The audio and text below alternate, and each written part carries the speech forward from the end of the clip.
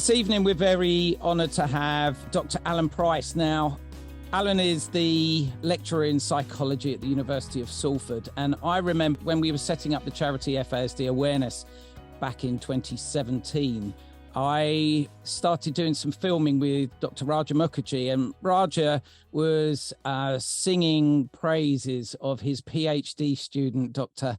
Alan Price. And we were very excited that you were going to be the first real PhD student in this country that was focusing his attention on FASD specifically. Is that correct? I was certainly one of the first. I'm just thinking maybe Cheryl, but I'm not sure. I can't think now. I'm certainly one of the first people. And Raja, of course, did his PhD by publication. So I don't think I can say I'm the first person, but yeah, certainly one of the first. First of many. Well, I know he was extremely proud of when you actually got your PhD. He was extremely proud, and also the subject, the material of that. Now, we've got a real mix of different people attending our webinars. A lot are those with lived experience. So we have a lot of foster families. We have a lot of SGO, special guardianship orders. We have a lot of adoptive families, but we also have a lot of birth families as well. And we have many within the social care system. We have a lot of professionals, medical professionals, that want to understand more FASD and the impacts. We also have an awful lot of teachers and people within the education world as well, because there are so many people wanting to understand more about FASD. The impact of the last couple of years has really spurred an interest, and I think our webinar is one way of certainly helping many people understand a little bit more, but also understand from those that understand it most. So those with the lived experience, those professionals that have made it their career. So my first question, Alan, is going to be, what possessed you to go down the road of FASD? What was it that inspired you, that caught your imagination, that you thought that, yeah, this is going to be my PhD? Okay, so to be honest with you, there are two stages of this inspiration. The first stage is I was doing a degree in psychology, and by the time I got to sort of the end of first year of my undergraduate degree, I knew I wanted to do research. Okay, so I used to be a chef, actually. I worked as a chef for about 15 years. And then I knew I wanted a career change. I was interested in psychology, and as soon as I started reading journal articles and learning about evidence and research and stuff, I knew I wanted to do research, but it could have been in anything at that stage. My undergraduate dissertation was around how to persuade people to give more money to charity. So I was thinking about designing a PhD, something along those lines. But when I came to look for PhDs, I didn't have any money. So that makes a big difference. So I was looking for funded PhD projects. And when you apply for a funded PhD project, the topic comes along with the funding. So I wasn't able to choose my own topic. There was a funded PhD, actually there was a series of funded PhDs available at the University of Salford. And one of those was about the impact of neglect in cognitive development of children with fetal alcohol spectrum disorder. And to be honest, that was the one where I knew what some of the words meant. I think I'd vaguely heard of fetal alcohol syndrome at that point, like most people, but I hadn't really heard of FASD. And I went to one of my lecturers at my university at the time, who was an alcohol researcher, and said, can you coach me? Can you help me, do my application for this? It's for fetal alcohol spectrum disorder. And he said, don't you mean fetal alcohol syndrome? So even he hadn't heard of it.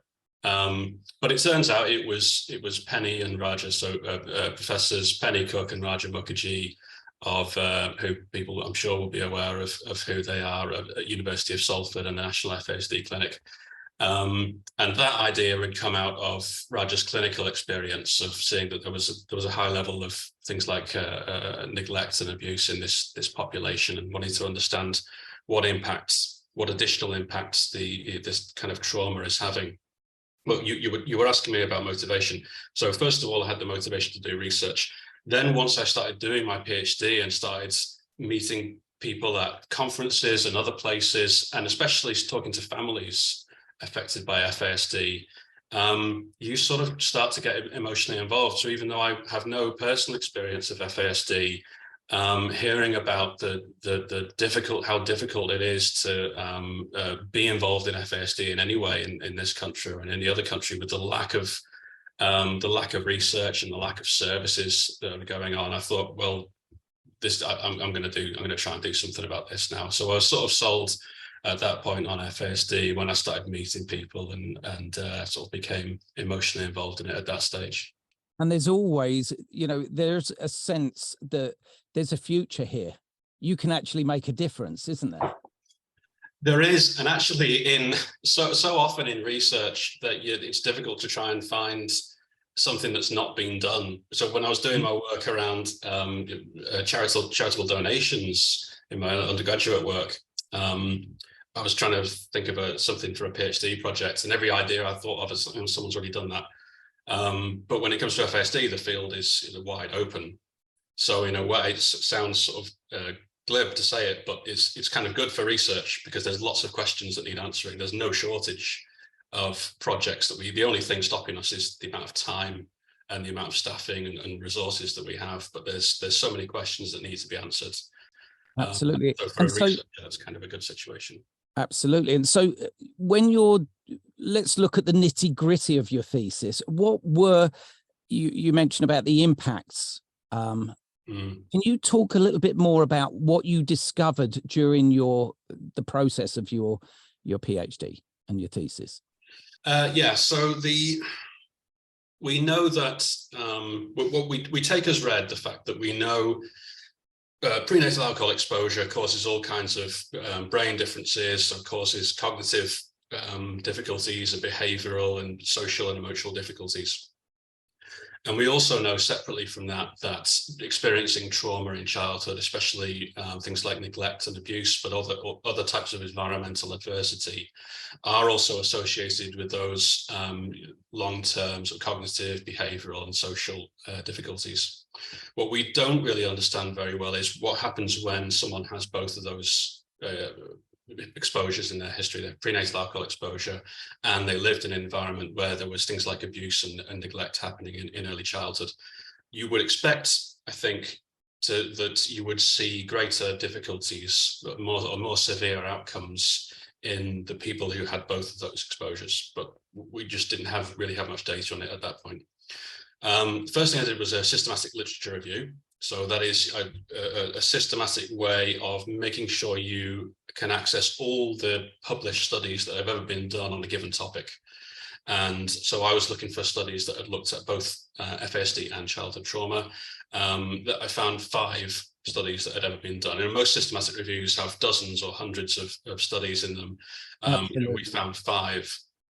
And so we're really limited in what we know. At that stage, we were able to see that, okay, there does look like there's a kind of compounding effect of where you have both together, as you would expect. It does look like there's a compounding effect where you've had both exposures, you will tend to see greater difficulties in those people. What I did for my what I did after my literature review, I then conducted some of my own pieces of research. So I recruited mostly people sort of online, and I got parents and caregivers to fill in psychometric questionnaires. And I also, those who were based in the UK, I also invited some of them to come into the university, and I used IQ tests, and I used tests of executive functioning, which is like any conscious control process that we do, like problem solving and decision making, things like that. Yeah. And I also used a brain imaging technology called functional near infrared spectroscopy, which is like a sort of thing that you wear on your head that tells you where the blood is going at any time during the time when they're doing a task. To cut a long story short, I really didn't find much difference between, so that all of my participants had FASD or suspected FASD, and there were varying rates of levels of trauma within that population. And mostly I didn't really find any additional impacts of trauma on the outcomes that I was looking at. So mostly I was looking at cognitive outcomes. I was looking at empathy, intelligence, executive functioning, and I didn't see any additional impact of trauma. Can you give us a bit of an idea of the sort of questions that you would have asked to be able to glean that information? About the trauma or about the cognitive? About the cognitive. Okay, so two of them were caregiver report questionnaires. So these, when I say questionnaire, it's not just a list of questions that we've come up with. It's a psychometric questionnaire, which means someone has done a piece of research and found that this particular set of questions predicts certain outcomes. So there's a validated, published tool. So we don't write them ourselves. That would be a whole nother piece of work. Yeah. So you have a list of questions, and one of them is about empathy. So it's questions about whether I'm afraid I can't remember any of the specific questions on there, but they're questions around, does the child seem to have a level of emotional understanding of other people?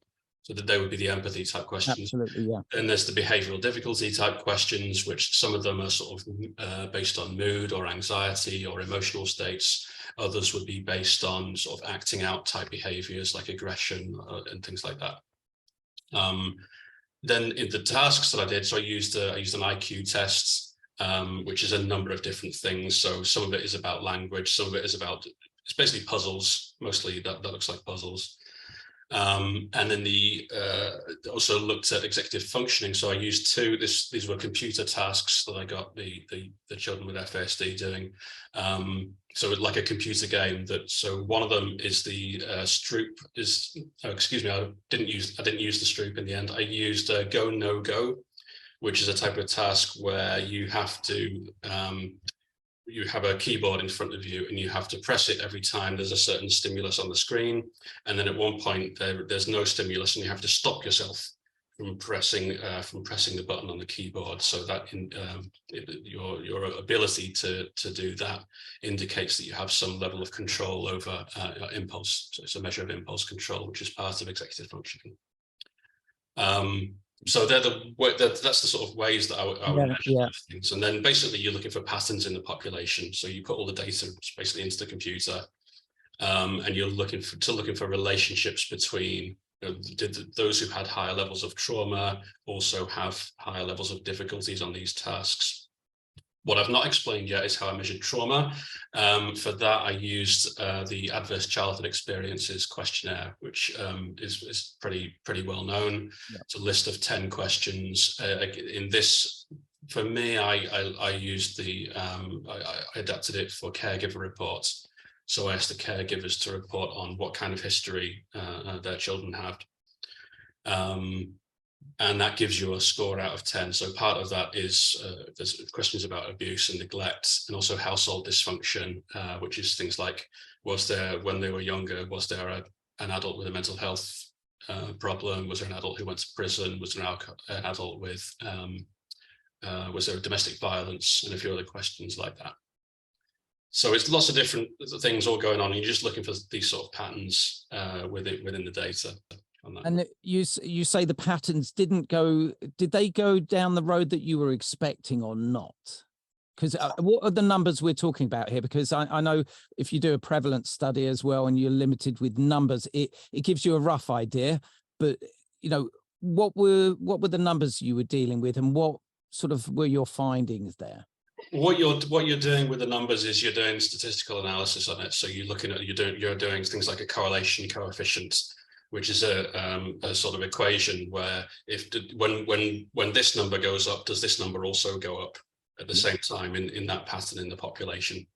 What I would expect it to have seen is that where there were higher levels of trauma, so where there were higher scores on the Adverse Childhood Experiences questionnaire, you would also see scores indicating more difficulties with empathy, executive function, behavioural difficulties, and the other things.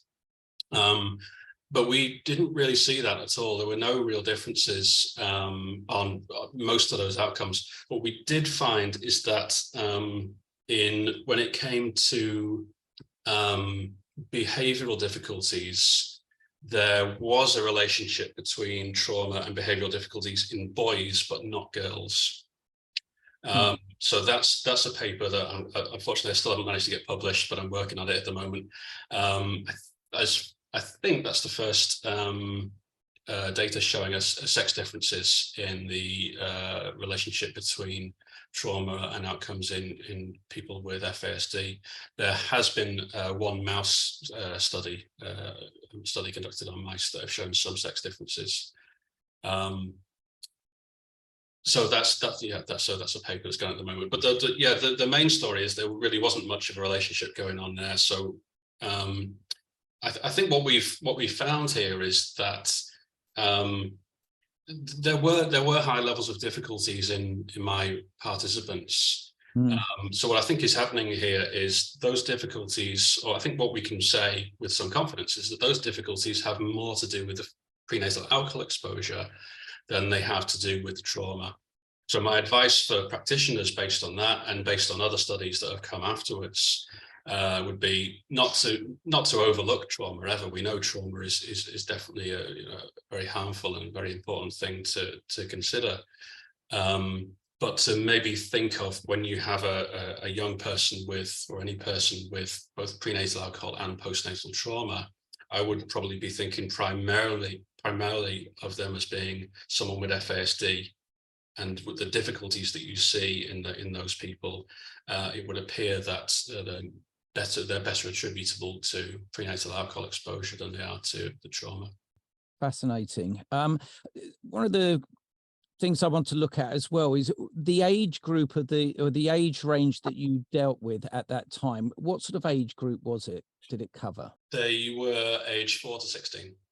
Okay, because I know that if you're going beyond 16, as FASD progresses, or as an individual with FASD gets older, their age perception and understanding increases. And sometimes, I know many of the individuals that we talk to on our FASD groups, they talk about traumas and they talk about the impacts on their life when they're more in a stable place in their life, when they understand their own personality as well, their own situation. They're able to expand a little bit more on their experiences. But yours was based on a clinical test, wasn't it? That's the point. Yeah, exactly. So I didn't talk to the young people themselves very much. I did conduct interviews. The final study I did was actually interviews with some of the caregivers about their experiences. What you were saying about things changing as they get older, if I was to increase that age range of people I was looking at, I'm not sure it would make much difference, because you're not looking at you're not describing that. What I'm doing is not describing the people themselves. I'm just looking at patterns in the data and looking at relationships between one variable and another variable. So both groups would have that increased age range anyway, so I'm not sure that would make much difference. Absolutely. But one thing I did that I've not really mentioned is the interviews that I conducted with the caregivers as part of my PhD as well. And again, I was thinking about the relationship between FASD and trauma, and what the questions I was asking in those interviews were geared towards what is this like for you? What is it? How is it difficult for you to cope with a young person with FASD who has these kinds of behavioural difficulties? And there was 12 people, and they answered my questions. But every single family I spoke to said, actually, the really stressful thing is not the behavioural difficulties in my child. It's the system. It's the lack of services. It's the lack of understanding among professionals. And it's school, and it's doctors, and it's social workers, and not being listened to and not being believed. That's the really stressful thing. And every one of them said that. And we completely concur. All those that have been regular attenders of our webinar will know that we always look at positives. However, we are born out of our charities, certainly born out of supporting families where the system, they've been fighting all their life. The story that we hear on a regular basis is just exactly what you've said about trying to fight the system. And at last, we find ourselves in a position where there's an element of hope based on, in Salford recently at the conference where we met and you presented on the next subject I'd like to bring up. But there was a real sense that, okay, over the last 2 decades, it's been 2 decades of indifference. And now all of a sudden, within the year or within 2 years, we have some very important studies that have influenced and had an impact on really generating an interest and a sense of motivation. Now, last month, we had Cindy Perkins talking about the management plans that came out of the FASD NICE quality standards. Now, part of that has been upskilling community paediatricians, and that's something you've been very involved with. Can you tell me a little bit about what you do? How have you been upskilling them? In what capacity? But also, I'd be very interested to find out what's their reaction to it. We know when we train many medical professions, their responses to us, but I'd like to hear what you have found in your experience as a medical professional yourself. Okay, well, first of all, I'm not medically trained at all. I'm a lecturer and a researcher. I am involved in the Royal College of Paediatrics FASD training days, which we've been doing for a couple of years now. We do a 1 day of training, which is sort of 9 in the morning till 4 in the afternoon. It's been online so far via Zoom or Teams. We're looking to do some face-to-face soon. My role in that is not so much training. So I'm there to talk about research. So I sort of come along toward the end of the day and to talk about some of the research that we're doing and try to give a sort of flavor of what's going on at the moment and what might be coming in the future, based on research, what kind of services might be coming soon, because as we all know, there's not very much out there for service-wise, well, not that's backed up by, clinical evidence, and there's not necessarily available on the NHS. But what the day is about really is so it gives you an introduction to FASD, talks about a little bit about the history and the prevalence, and it focuses more on the presentation of FASD, but the main focus is on how to actually diagnose FASD. So using the new UK FASD diagnostic standards, which came in the last year or two, which were based on the Canadian system. So it's mostly about training paediatricians up on how to actually run that, how to actually do a diagnosis, because it's quite it's a fairly complicated process. You do sort of need a team of people to do it properly. It's a multidisciplinary approach, isn't it, of many different aspects. We've had Raja discuss in great detail about that approach. So when you're talking about your clinical data that's coming in that you refer to, can you expand a little bit on that? What you see? I mean, we've spoken about the responses to the last 20 years. Where do you see the next 5 years? What do we have to get in place in the next 5 years to really see an improvement? And you've got your ear to the ground, you know what's coming up through the pipelines. Obviously you're not going to give away too much, but I mean, what do you see as being the necessary courses of action? Well, first of all, I'm happy to give away whatever I've got. There's no secret. I talk about it all the time. One thing that I've noticed so far is, like I said, when I did my systematic review on FASD and trauma, that was published in 2017, 5 studies. I make it about 20 or 25 now, and so there are other people as well. So I've got some other work on trauma that I'm planning to do.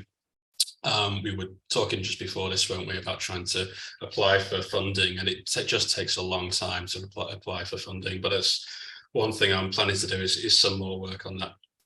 And there are other people in other countries also doing work on the link between FASD and trauma. So things are improving on our understanding of that. One thing I think we really need in this country is, so we did, you may be aware, we did the first FASD prevalence study in GreaterManchester a couple of years ago now, maybe 3 years ago. It's around the time when COVID was happening, which was kind of a nuisance because it got in the way and we weren't able to collect as much data as we wanted. That was really just a local study. So we, based on the GreaterManchester data that we got from schools near here, we came up with a prevalence estimate of somewhere between 2 and 4%, which is similar to estimates from other countries like the US and Canada and other European countries.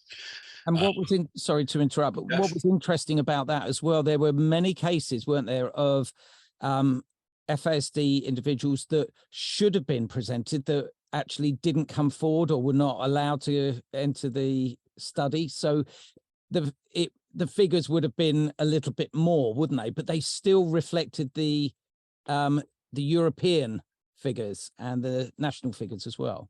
Exactly, yeah. We think it's an underestimate overall because people don't have to take part in research if they don't want to.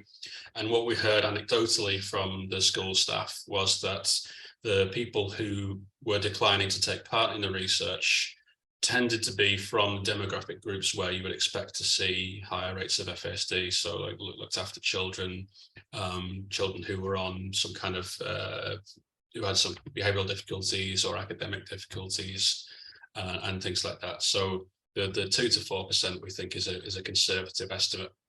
But what I think we really need, and again, what we have sort of plans to do to apply for funding for this is a much bigger prevalence study for the UK. So we've actually got some colleagues in Ireland as well. We might do it. We might broaden it out to the UK and Ireland. Yeah. This bigger prevalence study. I suspect we would get similar numbers. So it's not that I wouldn't expect that number to change an awful lot. Probably you would still have the same issue with not being able to access everyone. So I'd be surprised if the number was very different, but it would be a more reliable figure and it would be relevant to the whole of the UK, not Greater Manchester. And go on. Sorry, I was going to just, Cindy's brought it up and it was a question I was going to ask as well. Do you think it would be nearer to the figure of the 2018 Bristol study, which was 6%? It's different methods. So what they did in Bristol was they used existing data from a large cohort, and they basically did their screening on that data. So they weren't able to actually access these people and do a thorough diagnostic process. It was a screening process. Actually, in that study, 6% was the low end was the lower estimate. The higher end of their estimate, I think, was about 16%. That's right, yeah. 16% had, I don't think we can say 16% had FASD, but it basically the way you get 6 or 16% is that there was lots of missing data in that data set, and there's different ways you can deal with that. So it could have been as much as 16% would screened positive for FASD, but without it's what you have to do to get the best estimate is actually go out into the community and collect this data yourself. It's called active case ascertainment. That's what we did in Greater Manchester on a small scale, and it's generally seen as being the gold standard if you can do it. It costs a lot of money and it takes a long time,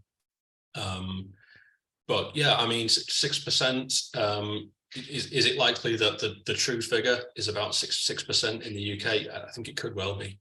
Yeah. But we can't say that with much confidence until you have that ACA data. I know I'm digressing here, but I'm really intrigued why. I know whenever I speak to professionals on this, when I talk to anybody about FASD, and I spend a lot of time talking about FASD, and I cannot understand, and most people cannot understand, why there isn't better data out there, why the funding isn't put in there, because actually this is something that is going to be a huge impact on society in the UK in the future. So why is no one coming forward with this sort of funding for something that is so important? What's your take on that? I'm not sure. It's difficult. I think part of the problem is the stigma around FASD. I think if FASD was caused by genetics, we'd probably be further ahead than we are. I think it's the fact that it's how FASD is caused by someone actually doing something. There's stigma around that. People are uneasy around having conversations about drinking alcohol in pregnancy and how it could cause problems. I wouldn't want to be a clinician and have to tell a birth mom that her drinking caused her child to have FASD. I can imagine people wanting to avoid having that conversation. So yeah, there's this whole thing around stigma and guilt and everything else. I suspect that's part of it. The other thing is maybe it sort of works the other way around. So once you've got the big prevalence data for the UK, what you can then do is calculate what the economic cost of FASD in the UK. And this is what they did in Canada, and it turned out they're already spending billions of dollars a year on FASD anyway, via special education and via social services and criminal justice system, et cetera, et cetera, et cetera. Even if you don't have any specific services for FASD, you are already spending that level of money because these people exist out in the population. So if we can get that prevalence data, do the economic calculation, and then show that to the government and say, here's how much you're already spending on FASD, but you're coming along later on when they're in the criminal justice system or whatever, and it's costing money. If you do early intervention, it's cheaper because you can change the trajectory slightly at a younger age, and maybe put some practices in place early on to try and improve people's lives. Maybe when we get to that stage, that's when people's ears prick up and go, oh, right, this is costing lots of money. Okay, let's do something. And that's the thing, isn't it? There is a process. There's a process that we have to follow. And sometimes it takes longer than we want it to take, because, you know, many of our families are at crisis point now and they need the actions now. And we all understand that because we've all been there. But there is a process, and sadly, it takes time for it to go. But they can actually, people can, and this is something that's happened regularly on these webinars. If you want to do something, you can do something. You can write to your MP. You can inform your MP. Bill Esterson, the MP, you know, has a personal connection. We interviewed him last year. He has a personal connection with FASD, and so therefore he was saying, do write to your MP, make it forefront in their mind, because that's what we can all do to have an impact on this. That might instigate some funding from somewhere and get an interest in it to be able to get the prevalence study to find that process and get that process moving on. I'm going to move on, if I may, and go into another area that you presented up in Salford, and that was on specific. Can you tell us what does specific mean and what is it about? Raju, when he gave his webinar a few months ago, he spoke about this venture and was going to touch on it. That's why, you know, a major reason why we wanted to invite you today, Alan. Can you tell us what specific is? I can, yeah. So again, it's like most things in FASD in the UK, it comes back to Raja. It's basically Penny and Raja's idea. So they're the ones who actually managed to get the funding for this. And I came along as the person who just about finished my PhD at this point, 2019. And because I'm there and I'm available and I can work full time, unlike Raja and Penny, who have their clinic and their teaching. You're the young blood, yes. Yeah, I'm the person who. So this was my full-time job. Specific was my full-time job for about a year and a half or so, and I'm still involved in it now. Specific is a parents and carers education course. It's a program. It's a series of education sessions which are delivered online via Teams, so a bit like this, to groups of parents and carers of young children with FASD. When I say young children, at the moment we're saying it's for families who have a child with FASD who is about primary school age. It may be that later on we do a slightly adapted course for older children and adolescents, but at the moment it's for families of young children with FASD. I'll see if I can remember what specific stands for.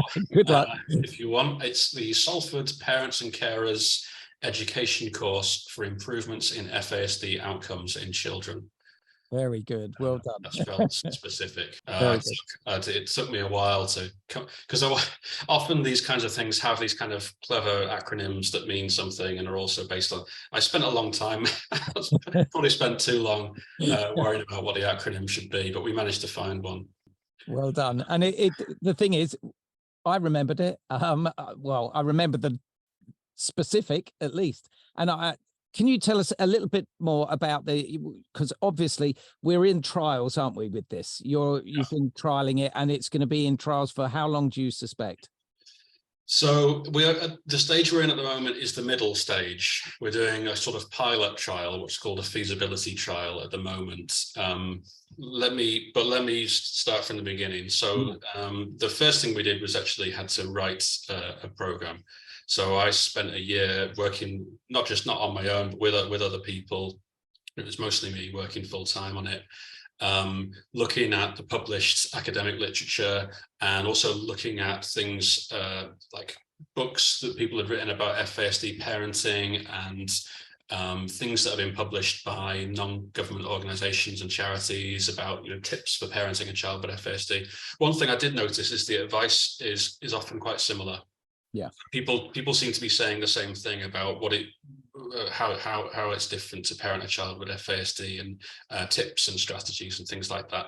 So based on that review, we sort of put something together, and then there was this whole process of there was a sort of a prototype course, and then we showed it to this panel of experts we have, so like clinical experts and researchers and people with lived experience. And they told us all the things that was wrong with it, and then we changed it again. And then eventually we came to deliver it to a small number of families. So this was a couple of years ago now, just delivered it to 9 families across 2 separate groups, just to see what they thought about it. Got quite a bit of feedback from them, mostly positive feedback, some suggestions for improvement. Then we made a few changes. What we're doing at the moment is we're doing a pilot trial where we're delivering to a much higher number of people, 120 families, and we are recruiting at the moment, or we will be recruiting soon again with the next round of recruitment. So we will be looking for people. So that's the sort of middle stage. Then once we've done with this, which will be probably toward the end of next year, 2024. We'll start to be planning. At that stage, we'll probably do some more edits and more changes to the program, and then we'll do the full randomized control trial, so an even bigger trial with many more people. So this is going to be going on for many years, until it's done. That's sort of how long it takes, unfortunately, to get something with that really strong evidence base. And what does it look like? How does it? It's an online presenting package, and how long does it take? What's the sort of, is it based on modules? How does it work? It's 7 sessions. So it's a 7-week course. Each session lasts 2.5 hours, and it's delivered online by 2 facilitators working together as a pair, one of whom has some kind of professional training experience. The other one has real life experience of caring for a child with FASD. So you have that mix of professional and real life. Actually, most of our trainers have both. The lived experience people also have some professional experience as well.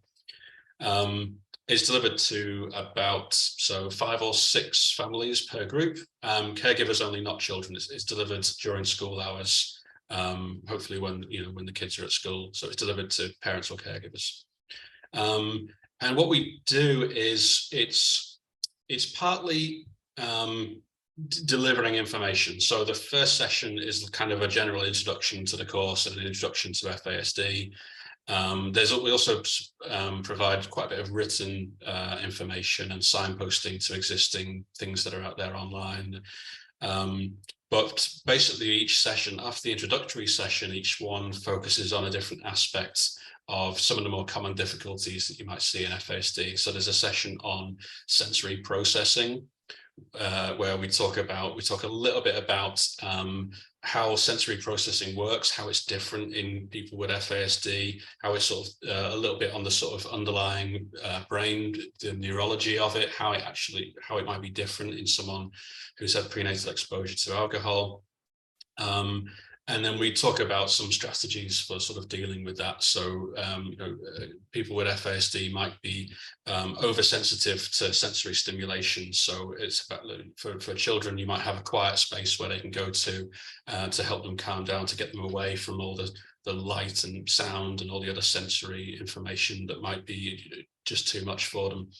It may also be the case some children with FASD are undersensitive to sensory stimulation. So you might do something to increase their sensory stimulation, like massages or like tight-fitting clothes or something like that, or a trampoline or something like that to increase that sensory stimulation. So a lot of it is teaching about some of it is teaching about the underlying sort of biology of it, getting across the common difficulties in FASD, but mostly it's strategies, just practical advice, practical tactics and strategies to do things a little bit differently.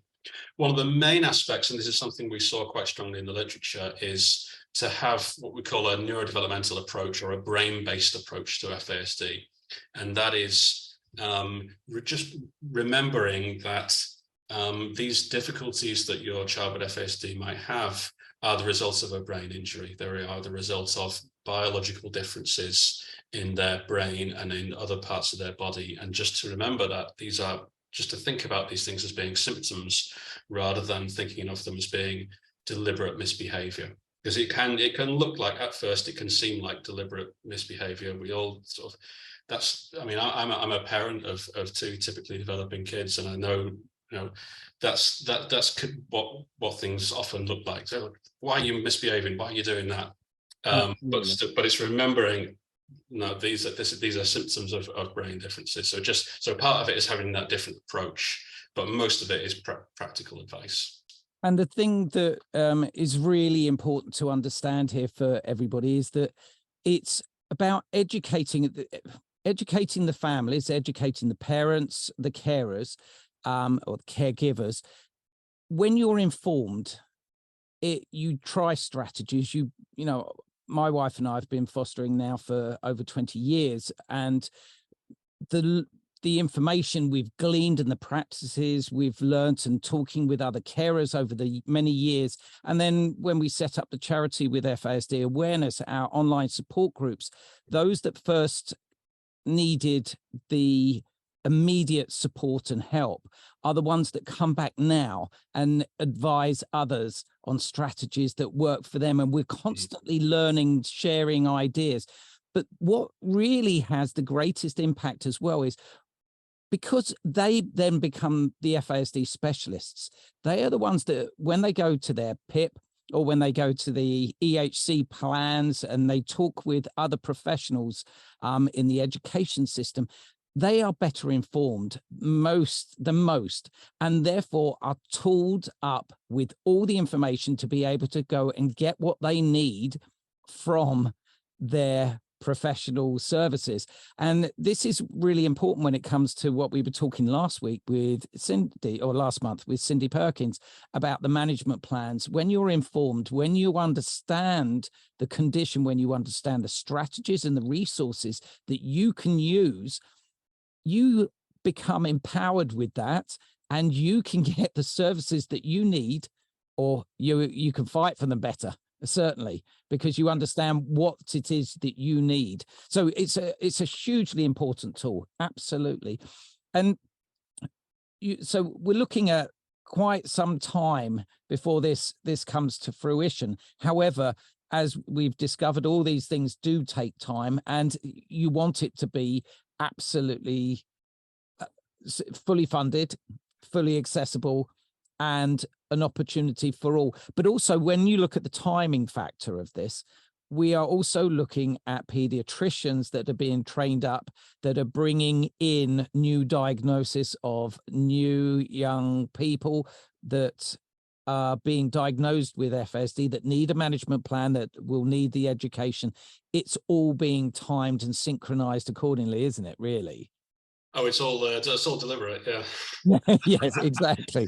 And I think you're absolutely right. I mean, what we're really doing with Specific is we're looking to a future. It's not really for now, because the people that by the time you've got an FASD diagnosis, the way we are now, you are the expert. You probably know more than most of the professionals you talk to, because you've had to do it yourself and really push for it and train yourself up and educate the professionals that you're talking to. What we're really doing this for is a future world where getting a diagnosis of FASD is a much quicker and easier process, so that by the time you have your FASD diagnosis, you're in a situation where you're saying, okay, so what's all this FASD all about then? And then hopefully you go on a course like Specific, and it gives you that. Hopefully it gives you quite a bit of information in relatively bite-sized sort of sessions over 7 weeks, and delivers that information that you would have got from all the reading and stuff.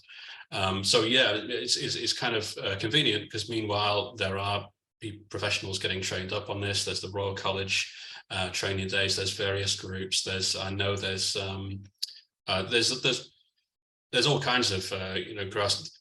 So for one thing to say is that there are courses like this out there that are being done, but we're not really doing anything new here with Specific. There's various local grassroots organizations and charities that have been running training courses for ages. The thing that we're doing here that's different is doing a randomized controlled trial. So that we can say, look, this works, this is associated. If you look at our outcomes, it reduces stress levels, it increases this, it increases that. And then it can be funded. Basically, what it comes down to, like everything else, it can get funded by like the NHS or whatever, and be delivered up and down the country. And it's really important having this data, isn't it? It's vital to have this data. You spoke about the prevalence study, you spoke about the future prevalence study. All this information is so integral to being able to get the services that we need in place. That's the way it works in this country, and it works in most countries like that. Can I ask you the question? It was more of a personal question, really. In your experience of your lectures, your training and your teaching, what has been probably the most shocking aspect for you? That you're an educationalist, you study, you research, and you gather data, but there's always something in anyone that talks and lectures and studies a subject. There's something particular that will go, oh my word, that's really shocking. That's really, or it might be the impact of an individual. What's been yours?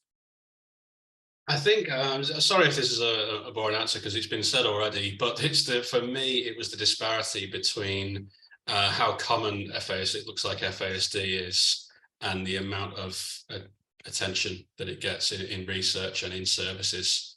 Not just in this country, but other countries as well. I was pretty shocked to see that, but that was something I'd heard about quite early on, and that's one of the things that sort of said, okay, I'm gonna. And it isn't the boring. It isn't the boring response. It's only boring to us because we live with FASD and we understand FASD, and it's been part of our language for many, many years. But for the majority of the public out there, and it isn't, it is that shocking. Whenever we go out and we educate others, that is the shocking factor, that people go, I had no idea. Even to clinical commissioners that say, so FASD, what's that then? I find that shocking, that there are still people out there that do not understand this. Now, I always say about the positivity, and we like to end on a positive. You were talking before we came on air that you're having to do a lot of dissertations, mark a lot of dissertations. Can you tell us about the future of the PhD student for you, where things are going, and those that are coming through the ranks and that we'll be interviewing this time in 2 years' time, or you know, can you give us a little bit of hope in that respect? I'll make sure she comes on. Thank you. You've already, I know you've already spoken to Gilbert, and now Dr. Gilbert just passed his PhD viva a few days ago. Yeah, we're so excited for him. Absolutely well deserved as well. Yeah, definitely well deserved. Gilbert's PhD was, as I think your audience will know by now, was on FASD in the criminal justice system. As one of the central parts of that was around suggestibility, which anecdotally we've known for ages that there's a high level of suggestibility in young people with FASD, but there wasn't so much data on it. So Gilbert was looking at the part of the criminal justice system Gilbert was particularly interested in was like police interrogation situations. We now have a new PhD student, my PhD student, Tanya, who is also being supervised by Claire Allerley, who's another person, if you're interested in FASD in the criminal justice system, look up the work of Claire Allerley, and also Raja is involved with that because Raja's involved in everything. Tanya is looking more at the court situation. So actually she's a former solicitor, and did a master's in psychology and was interested in doing a PhD in FASD. What she's particularly interested in is, can young people with FASD have a fair trial? Do they meet the criteria to have the capacity, the legal capacity, the mental capacity to have a fair trial? Can they understand their rights? Can they instruct a solicitor?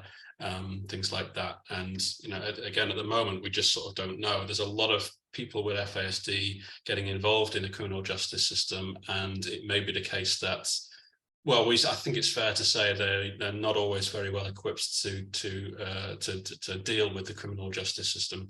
It may be that a lot of the people who have been through the criminal justice system with FASD has not had a fair trial because it may be that they lack some of the capacity needed. So Tanya is going to be looking at that. She just started her PhD in the last few months. So she'll, excellent. Well, I have to say, I mean, we've got Jeff Dunbar on this call, and I know Jeff is a pioneer of the lived experience of FASD in the criminal justice system, and what Jeff doesn't know about it, it doesn't need to be known, I'm sure. And he and I have worked for a long time, and with many others, on looking at the very subject that you were referring to there. And I know we are aware of the Canadian system, which they've pioneered the way very much so in Canada at the moment. And we're going to be learning an awful lot from them, I'm sure. So no, I'm really excited by that, because that's an area that we feel we're very passionate about, and is something which needs to be addressed in this country, because I think we can safely say there are probably so many within the prison population that would have FASD, if not FASD related conditions. I do feel that there is exciting things ahead. I know we have to take our time over this. In the meantime, there are so many organisations up and down the country that are connected and affiliated with the FASD UK Alliance that do absolutely amazing work and know your regions, know the areas very well, the ins and outs of how to battle and fight for the needs of your families and your charges. In the meantime, can I just say a huge thank you, Alan, for all the work that you've done, for the research that you've been doing and gathering the data that you've gathered. Thank you for coming and explaining it to us tonight. We really appreciate it. Not at all. Thanks for having me. All the best. And thank you all so much for joining us. As always, if you want to check out any of our previous webinars, they are all on the FASD Awareness YouTube channel, and you can also see that on our FASD Awareness new website that will be launched in the coming weeks, and they will all be on there as well, so you can work your way through them systematically. In the meantime, thank you all for joining us, and hope to see you next month. All the best. Bye-bye.